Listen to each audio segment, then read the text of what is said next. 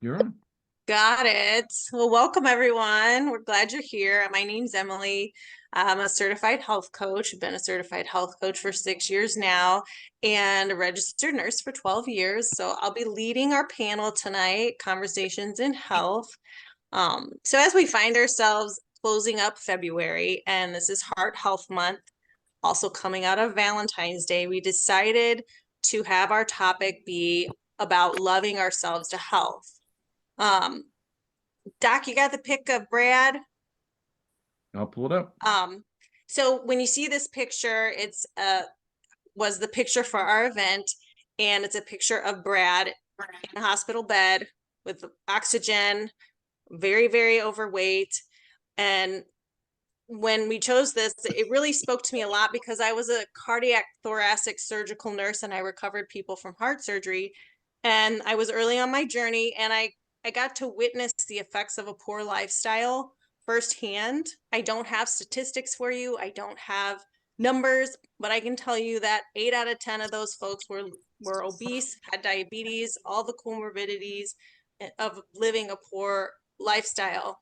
Um, and so and I had started my journey, and that when I was on that floor, that was the point where I realized that I needed to live a different lifestyle and make my health a priority and make me a priority.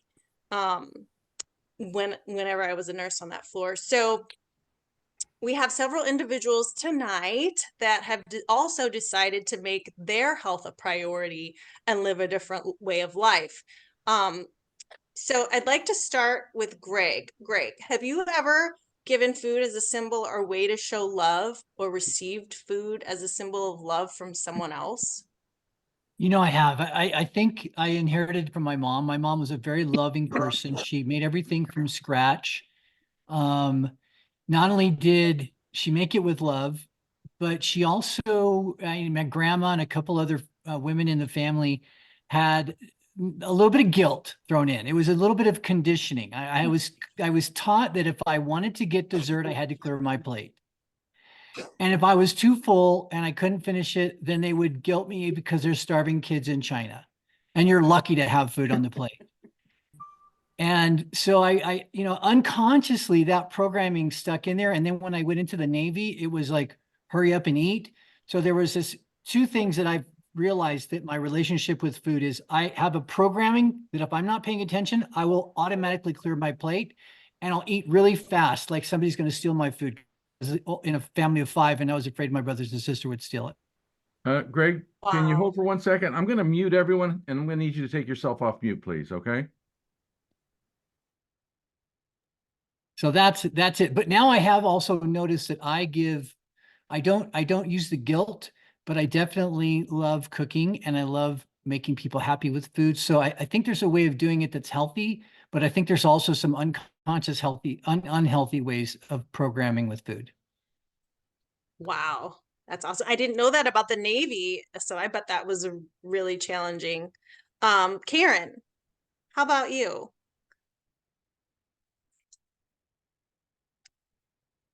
Have you ever received food as a symbol or a way to show love, or um, given food as a symbol or way to show love? You'll need And to you have to unmute take yourself yourself, off Karen. mute, Karen. I'm trying to find her. I don't see her. Oh, there she is. There she is. You had control of my mute. So I've been the sister, the mom, the grandma that always on anyone's birthday, I would bring a balloon, a cookie cake, and a card. Okay. So everyone had counted on that. Well, not anymore. I bring the balloon, the card, and to my 9-year-old granddaughter, Friday was her 9th birthday. She got slime. So I now give tickets to a theater, something meaningful to that person. So there is no more cookie cake. Wow. I love that. I love those ideas. Um, I'm going to pop over to Marilyn. Marilyn, can you speak to this?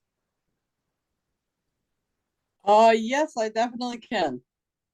As a child, food, everything, happy, sad, sick, everything revolved around food. And if you needed medicine, my mother would stuff it in a spoonful of peanut butter and shove it down your throat. If you were sad, their way of taking care of sad was to give you a hug and give you a cookie. And all my good memories of family and good times revolved around food. It was always, there was always food. Thanks, Marilyn. Doc, how about you? Well, having grown up in a home where you have an aunt and uncle that owned a candy factory, and I worked there part-time, we always had like 10-pound solid blocks of chocolate at the house. And, even when I went to college, I came home, I had gained 25 pounds. The freshman 15 was 25. And my grandmother sat me down and said, "You need to eat, you're wasting away to nothing." She constantly made foods that she was showing us that she cared about us. She made donuts all the time. She made noodles. She made all these homemade incredible foods, but none of them really were going to do anything for me long term other than make me get bigger and bigger. So yes, it's been a dilemma. And of course, we just come off of Valentine's Day, and for years I was buying those chocolate Valentine hearts and handing them out to people. I do the cards now, but I don't necessarily buy all the candy that I used to. So yes. Awesome. Doc, I'm gonna stick with you. Are there people in your life that you are concerned about their declining health, that they don't seem to be loving or taking care of themselves? How does this sit with you? It's tough at times. I think about my mom, and my mom is currently significantly overweight, and she's almost immobile because of her obesity. Um, yeah, she's got some other medical issues, but her obesity is really wiping her out. And I can't want it for her. I would love to inspire her though. So, although it breaks my heart, the only thing that I feel I can do is be an example. I can get and stay on my own personal journey. I can show people that they do have a choice and that there is hope. And if I can inspire them by being an example and inspire them with hope that there's better if they want it, then I think I'm doing okay. Yeah, I agree. Jan, what about you? Absolutely. I mean, I've been living out loud and trying to make healthier choices for many, many years, way before even Optavia found me. But it is very apparent to me that, like Doc Larry said, they have to want it. And all we can do is live by example. But yeah, it's painful to watch people that, oh, I was just diagnosed with a fatty liver disease, or, oh, I just got put on this medicine or this medicine. And I lovingly just have to kind of live out loud. I mean, I already live out loud, so they know what I do, but they have to want it. And you can't guilt anybody into it. You kind of just have to live by example and be a loving force for good. Yeah, I can't love it more for them than they do. It's just not gonna work anyway. So, Greg, how about you? Yeah, I've got two people in my life right now that I'm patiently living the example with. My 13-year-old daughter loves junk food. She despises anything that's healthy. She just yuck. She just really likes sugar and junk food. And last summer she had ovarian cysts, and the doctor said it was because of your diet. So, that kind of woke her up a little bit, but she still hasn't made the shift. My mom, she's been putting off getting healthy for a couple of years. And, we've all heard the phrase, let your food be your medicine. This is one of the Hippocrates quotes, let your food be your medicine, let your medicine be your food. Well, she'd been putting it off and been too busy and too much going on. But finally, her doctor said last week, well, I need to give you another medicine for your cholesterol. And that was like the straw that broke the camel's back. And she said, or you can lose weight. So she called me up the other day and she said, okay, I decided I'm going on program. I don't want to take any more meds. I want to lose the weight. Will you help me? So it feels really good. I just had to be patient, had to be curious, had to support her, ask her questions, but I definitely didn't force it. I'm a little more forceful with Jazzy, but it's not working. So I think I need to back off, I guess. what can we, I mean, we love people, right? We love our family members. We want to have hope and not give up, but I'm not giving you up, know, but yeah, I'm gonna be a little more graceful. yeah. So Greg, tell us, what was the pivotal moment or turning point when you decided to make loving yourself and choosing health a priority? There was two emotions that hit me at the same time. One was frustration, and the other one was desire for fun. I love sports. I love surfing. I love snowboarding. I love running. I love all these activities, but I gained so much weight that my joints just couldn't handle it. And I'd also been, watching other people in my family struggle with weight-related diseases. My dad had a heart attack when he was 41. My mom had cancer. I've had people with diabetes and other things. So it was kind of like when I couldn't do the things I wanted to do, I couldn't surf because my belly was too big. And then I looked around and I saw this pattern of what was happening in my family. I said, wait a minute, I gotta do something now before it gets too late.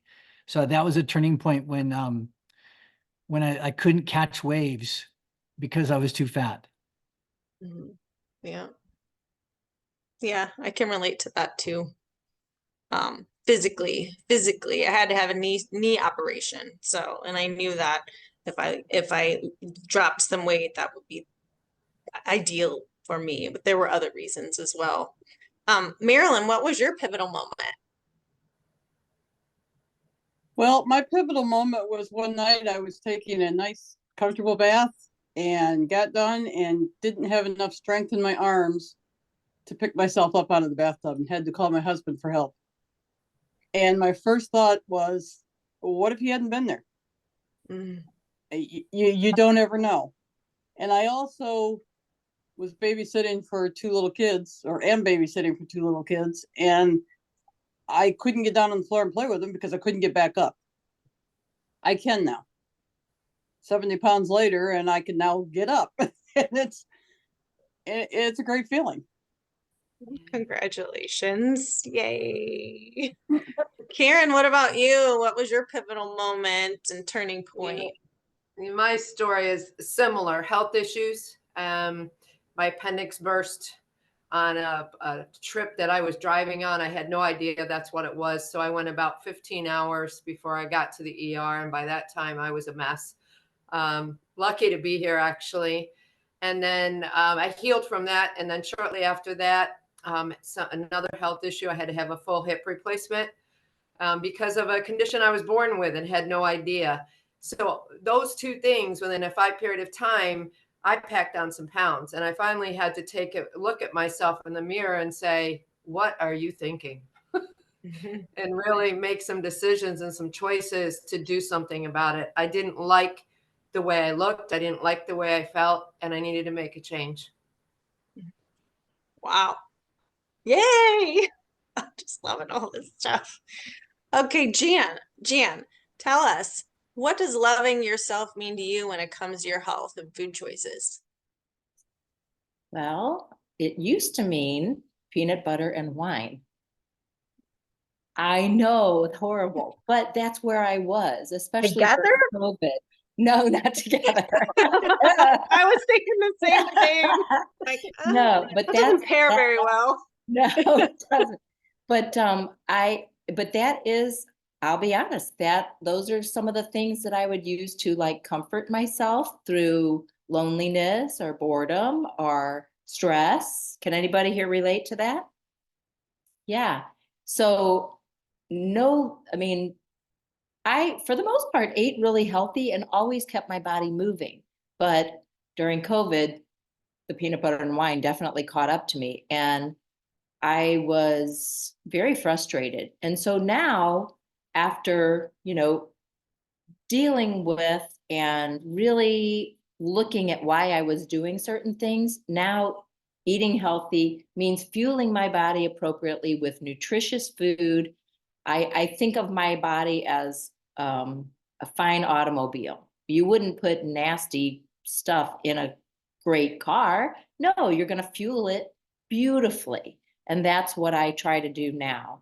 Am I always perfect? Nope. But I don't go too crazy. And it's really amazing. I'm very much in tune with how I feel when I nourish my body appropriately and how I feel if I don't. And just making that connection has really helped me throughout the years. And so now I know how to treat myself lovingly. Nice. Yeah, there are times when I'm like, would I drink bleach? And it's the same thing I look at. That's how I look at certain foods. Like, okay, no, I probably wouldn't drink bleach. So I'm not going to eat that. Greg, what about you? What does it look like? What does loving yourself look like to you in terms of food choices and your health? Well, listening to all these people who've had health issues, myself included, my family and stuff, I started wanting to be proactive and try to be preventive. But then it's become a balance of me actually, setting a goal and knowing I want to live longer. I want to be healthy. I want to be able to move. I want to be able to do the things I want to do, but paying attention to the psychology, because I still catch myself, whether it's stress or boredom or other things. So being mindful is something I really do to myself. I also, I allow myself to be with the emotions instead of distracting with drinks or food or whatever. And like breathe, I'll breathe through the emotions and I'll be with the emotions and I'll maybe journal. Um, and then listening to my body, those subtle things, like when something works, I feel good. I can feel it, my body saying yes. And when something doesn't work, my body says, ugh. So really paying attention to my body's reaction to food, and then and listening, because it's kind of like kill the monster while it's small. If I can learn from those little things before they turn into bigger issues, that's my goal. Yeah, that was my thing when I worked on the floor. I said I was afraid, really. I was afraid. I didn't want that to be me laying in that hospital bed. And that's where it started with the small choices. Um, Doc, what about you?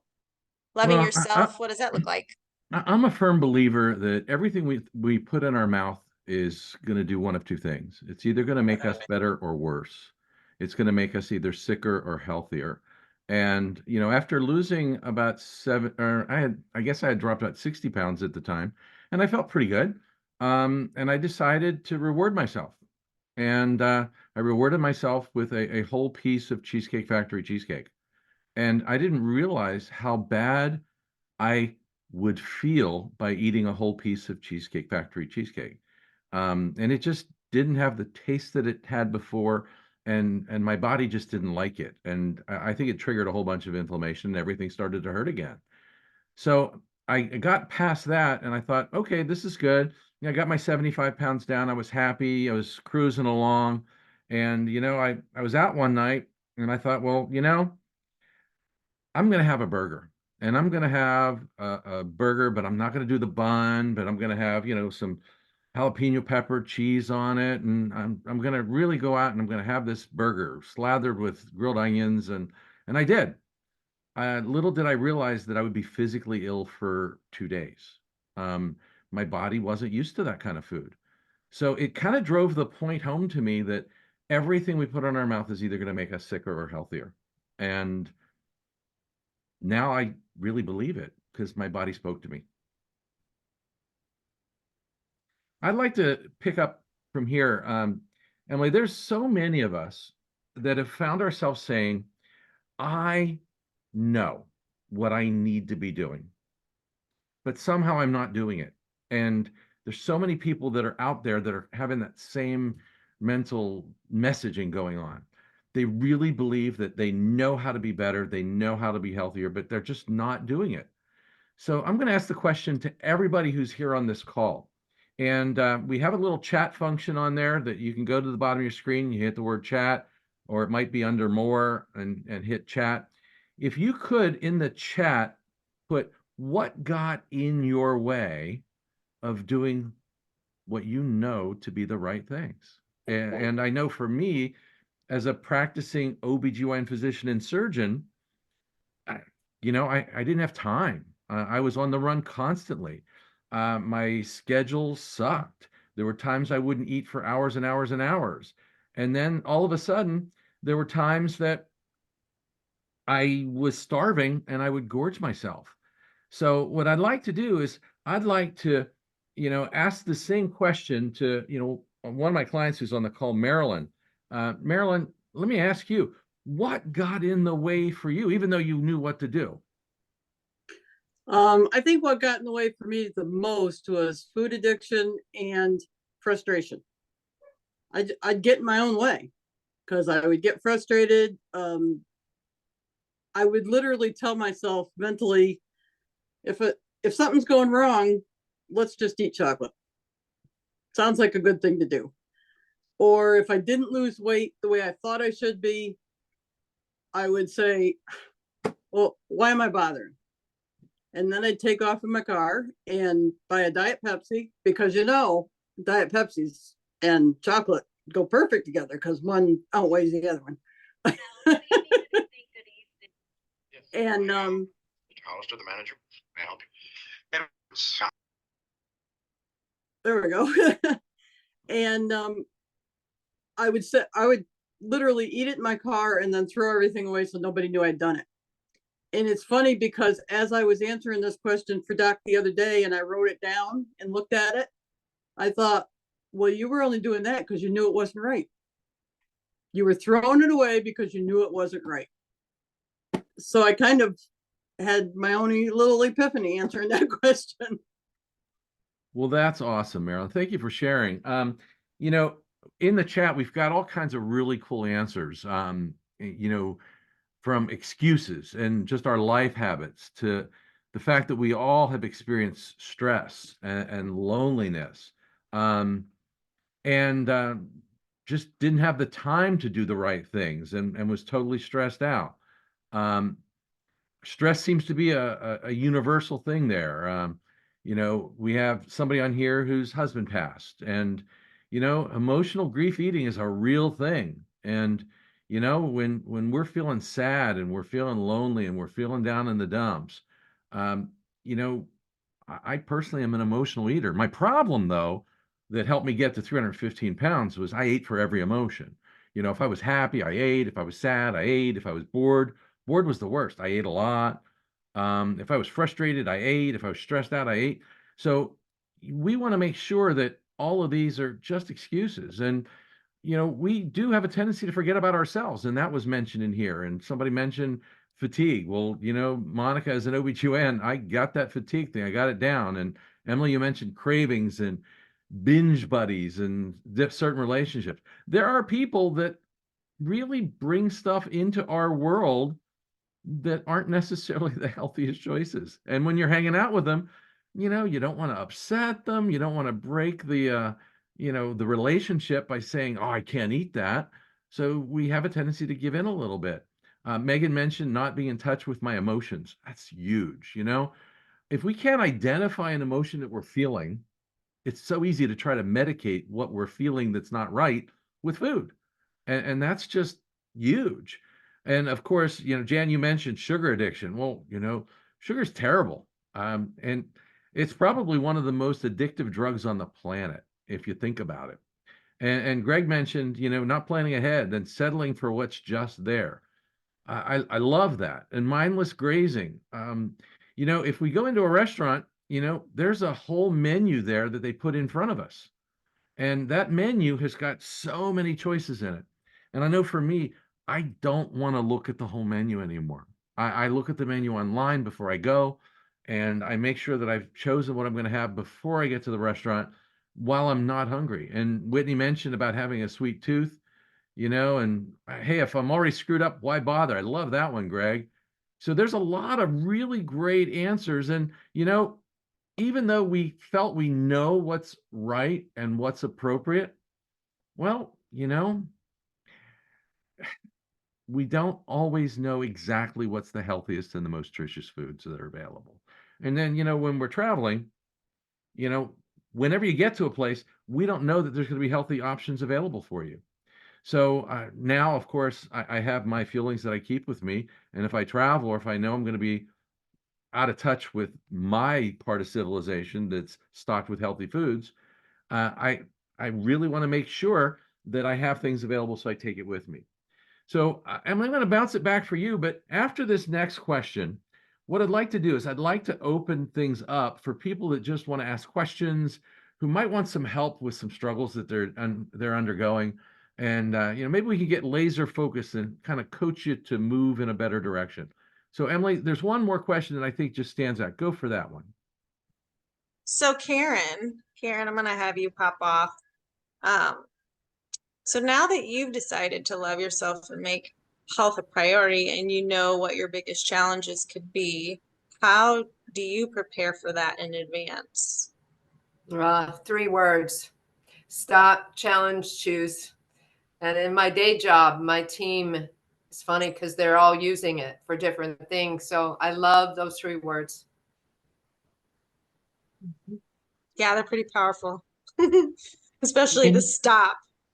Can you Yeah. share, can you share a little bit about, for those that haven't read the book or haven't heard that concept before, can you give a little 30-second snapshot? It's well, what it says, you stop, and for about 90 seconds, you're really thinking about what you're about to do, right? Or touch or put in your mouth, or even a decision or a choice. Just giving yourself that time. And then within that time, and as you say, Greg, breathing helps a lot. Then you choose and you tend to make the right choice. Yeah, they say it takes 90 seconds. I don't know, maybe I read this in Our Habits of Health that Yeah. it takes 90 seconds to move through that emotion or whatever Yeah. you're feeling. So true. Jan, what about you? For me, How- I, of course, stop, challenge, and choose. But I slow it down and I say stop, breathe, challenge. Because there's sometimes when I, in the past, would be like stop, challenge, and choose, and I would still choose the wrong thing. So you really do need to slow it down and breathe, drink some water, and let that 90 seconds go. But for me, planning, tracking, and having a goal. And, I'm not talking necessarily about a weight goal, but I'm talking about, what do you really want? And why do you want it? But I find, and when I was losing my 35 pounds, I was not a tracker. But I found after I got to my goal, I needed more structure. So planning, structure, tracking, all of those things really helps me be true to myself. And I write everything down, the good, the bad, and the ugly, how I'm feeling. And if I do, go crazy or whatever, then I write that down and I kind of try to write it out. What happened there? But I feel like the structure and always having a new goal out there really helps me pull myself forward. Yeah, you can look back on that day and oh, that day when you track, you're like, oh, that was that day, or oh, that was that day. And I can see actually, okay, well, being honest with myself is what I heard you say. And sometimes it's because I didn't get a good night's sleep before, or whatever, and you just kind of you can start putting 2 and 2 together, where it's like, okay, that day did not go well, probably because you were so overtired. But you notice, you see the patterns that are happening, and then learn from it so that next time you can address the situation a little differently. Thanks. Doc. Well, I absolutely love that. And what I'd like to do is summarize for just a second, and then we're going to open it up for anybody that wants some additional support here and who might have questions. But I think the thing that stands out, and what I've been hearing from all of you, is we knew what to do, but we didn't do it. And sometimes we didn't do it because our life got in the way.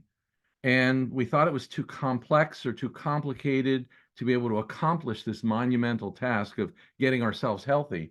And so, having a program like the program that we're all living and the lifestyle that we're living, where we have a coach, someone who's there to keep us accountable, where we have a structured eating plan to make it super simple to get into fat burn and stay there and lose the weight in an efficient, safe manner, and having really specific foods to support that and help to create that fat burn to make it easier. And a lot of those foods are extremely portable. I think it makes it super simple. But we've all alluded to the fact that this is a way of life. It's not just about eating different. It's really about thinking different. And I think that's one of the most important facets of the Optavia transformational program, the Habits Health transformational system.